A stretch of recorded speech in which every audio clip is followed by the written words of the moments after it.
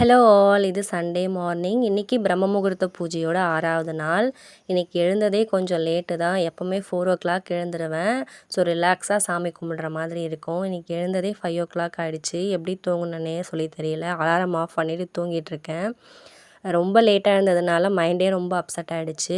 5:30க்குள்ளே பூஜை பண்ணணும். 1/2 தான் இருக்குது, பண்ண முடியுமா அப்படின்னு ஒரு யோசனை வந்துச்சு. சரி அவசரப்பட வேணாம், இன்னும் 1/2 இருக்குது, கடகடன்னு சாமி கும்பிட்டுலாம் அப்படின்னு சொல்லிட்டு ஃபஸ்ட்டு போயிட்டு குளிச்சுட்டு வந்துட்டு வெளியில் வாசல் பெருக்கி தண்ணி தெளித்து சின்னதாக ஒரு கோலம் போட்டு விட்டுட்டு பூஜை ரூமும் கடகடன்னு க்ளீன் பண்ணி பூவெல்லாமே சேஞ்ச் பண்ணி விட்டுட்டேன். 5:30க்குள்ளவே விளக்கு எல்லாமே ஏற்றி சாம்பிராணி வத்தியெல்லாம் ஏற்றி பூஜையும் முடிச்சாச்சு. இன்றைக்கி பானகம் கூட ரெடி பண்ணலை. ஒரு பிளேட்டில் நாட்டு சர்க்கரை வச்சு பஞ்சபாத்திரத்தில் மட்டும் தண்ணி மாற்றிட்டு பூஜை பண்ணியாச்சு. கந்த சஷ்டி கவசம் நான் படித்து முடிக்கிறதுக்குள்ளவே லைட்டாக வெளிச்சம் வர ஸ்டார்ட் ஆகிடுச்சு. எப்படியும் நல்லபடியாக பூஜையை முடிச்சிட்டேன். அதுவே ரொம்ப ஹாப்பி. ஃபஸ்ட்டு காஃபி போட்டு குடிப்போம், அப்போ தான் கொஞ்சம் மைண்ட் ரிலாக்ஸ் ஆகும் அப்படின்னு சொல்லிட்டு பால் காய வச்சு ஃபஸ்ட்டு ஒரு காஃபி போட்டு ரிலாக்ஸாக உட்காந்து குடிச்சிட்ருந்தேன்.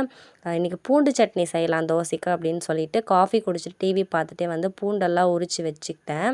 எனக்கும் ஹஸ்பண்டுக்கும் மட்டும்தான் டிஃபன் ரெடி பண்ணணும். மேக்ஸிமம் பசங்க வீட்டில் இருந்தாங்கன்னா அவங்களுக்கு பிடிக்கிற மாதிரி செய்வேன். அவங்க வீட்டில் இல்லாததுனால என்ன செய்கிறதுன்னு சொல்லி யோசிச்சிட்டே இருந்தேன். இந்த பூண்டு சட்னிலாம் பசங்க சாப்பிட மாட்டாங்க. சரி, எங்கள் 2 பேருக்கு மட்டும்தானே அப்படின்றதுனால ரெடி பண்ணியிருந்தேன்.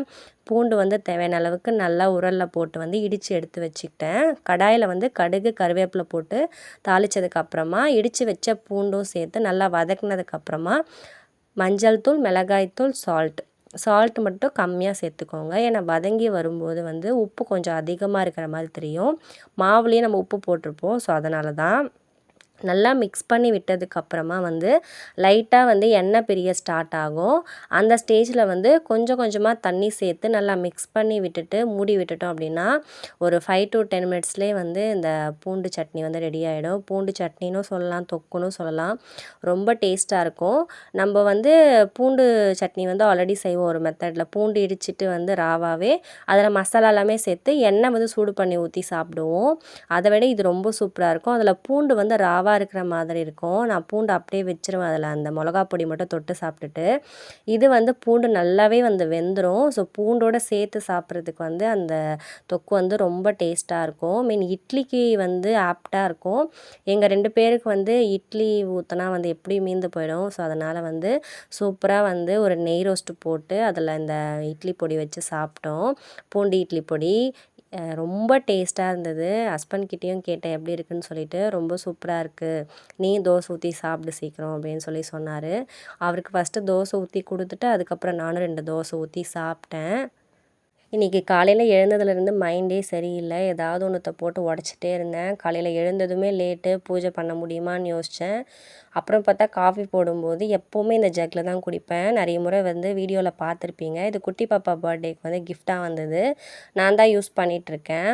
பசங்க அவ்வளோவா கப்லலாம் குடிக்க மாட்டாங்க. நான் தான் அதில் காஃபி போட்டு குடிச்சிட்டு இருந்தேன். காலையில் காஃபி போடும்போது இதை உடச்சிட்டேன். அப்புறம் பார்த்தா ட்ரைபாடையும் போட்டு உடச்சிட்டேன் காலைல டிஃபன் சாப்பிடும்போது. இந்த ட்ரைபேடில் தான் வீடியோஸ் எடுப்பேன். ஆல்ரெடி 2 ட்ரைபாட் உடச்சிருக்கேன். இது 3வது. ஹஸ்பண்டும் சொல்லிகிட்டே இருந்தார், உனக்கும் ட்ரைபாடுக்கும் ஒரு ஆசையே இல்லை போல இருக்குன்னு சொல்லிட்டு ஒரே அப்செட்டாக போச்சு. எப்படி இனிமேல் வீடியோ எடுக்கிறது அப்படின்னு சொல்லிட்டு ரொம்ப தலைவலிக்கிற மாதிரி ஆயிடுச்சு. ரொம்ப டென்ஷனாக இருக்கும். நான் போய் படுத்து தூங்கிட்டேன். மதியம் லஞ்சு கூட செய்யலை. ஹஸ்பண்ட் என்னை டிஸ்டர்ப் பண்ண வேணாம், பாவம் தூங்குறேன் அப்படின்னு சொல்லிட்டு நீ எழுப்பாமல் அவரே தக்காளி சாதம் ரெடி பண்ணிவிட்டு அதுக்கப்புறமா என்னை எழுப்பினார். நான் எழுந்து ஃப்ரெஷ்அப் ஆகிட்டு சாப்பிட்டேன். ரொம்ப நல்லா இருந்தது. தலைவலியாக இருந்ததுக்கு நல்லா சூடாக தக்காளி சாதம் சாப்பிட்டு வந்தது ரொம்ப நல்லா இருந்தது. மிச்சம் இருந்தது வீட்டில், அது சைட் டிஷ்ஷாக வச்சு மதியம் லஞ்ச் சாப்பிட்டோம். இந்த vlog இதோட முடியுது. கண்டிப்பாக இந்த வீடியோ உங்களுக்கு பிடிச்சிருக்கும் அப்படின்னு சொல்லி நினைக்கிறேன். பிடிச்சிருந்து அப்படின்னா கண்டிப்பாக வீடியோக்கு ஒரு லைக் பண்ணிட்டு சேனலை சப்ஸ்கிரைப் பண்ணி வச்சுக்கோங்க. தேங்க்ஸ் ஃபார் வாட்சிங்.